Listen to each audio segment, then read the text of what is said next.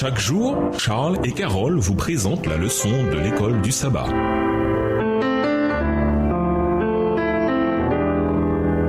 Bienvenue dans votre émission. Dieu nous parle. Nous voilà à la leçon de lundi. Lisons Acte 20, les versets 27 à 32. Quels avertissements particuliers l'apôtre Paul a-t-il donné aux dirigeants de l'église d'Éphèse concernant l'apostasie à venir? Acte 20, les versets 27 à 32. Car je vous ai annoncé tout le conseil de Dieu sans en rien cacher. Prenez donc garde à vous-même et à tout le troupeau sur lequel le Saint-Esprit vous a établi évêque pour paître l'église du Seigneur qu'il s'est acquise par son propre sang. Je sais qu'il s'introduira parmi vous, après mon départ, des loups cruels qui n'épargneront pas le troupeau, et qu'il s'élève du milieu de vous des hommes qui enseigneront des choses pernicieuses pour entraîner les disciples après eux. Veillez donc, vous souvenant que, durant 3 années, je n'ai cessé nuit et jour d'exhorter avec larmes chacun de vous. Et maintenant, je vous recommande à Dieu et à la parole de sa grâce, à celui qui peut édifier et donner l'héritage avec tous les sanctifiés. Le but du conseil de Paul était de préparer l'Église à ce qui allait arriver. Dans ces passages, il décrit 2 préoccupations majeures. D'abord, Paul s'inquiète pour les loups féroces qui n'épargneront pas le troupeau. Acte 20, verset 29. Autrement dit, les croyants subiraient de féroces persécutions, mais venues de l'intérieur de l'Église. Cette prophétie s'accomplit au 1er et 2e siècle. Les chrétiens qui refusaient d'adorer l'empereur en s'inclinant devant les dieux de Rome furent torturés, jetés en prison et livrés au bûcher. L'apôtre exprime une 2e préoccupation quand il dit « D'entre vous-mêmes se lèveront des hommes qui diront des choses perverses pour entraîner les disciples à leur suite. » Acte 20, le verset 30.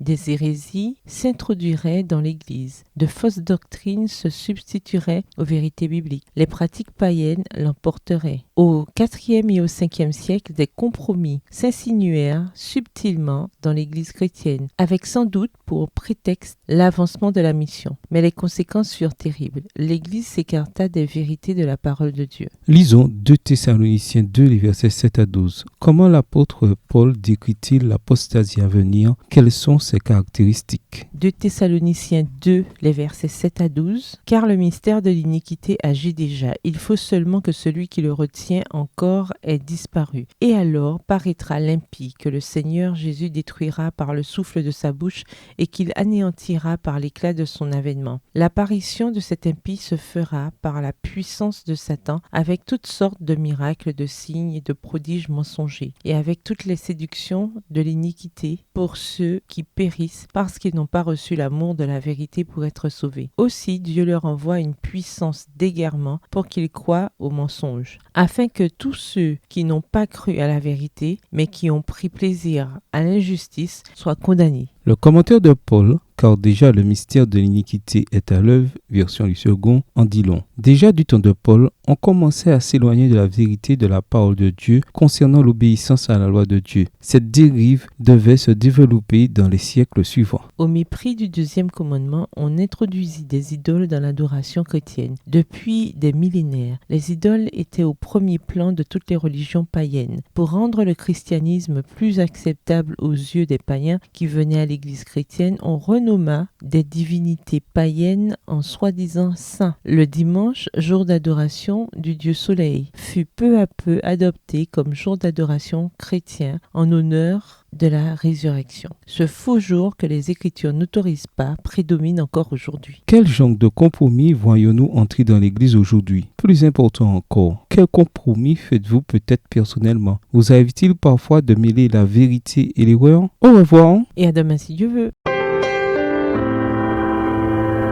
Dieu nous parle. Chaque jour, Charles et Carole vous présentent la leçon de l'école du sabbat.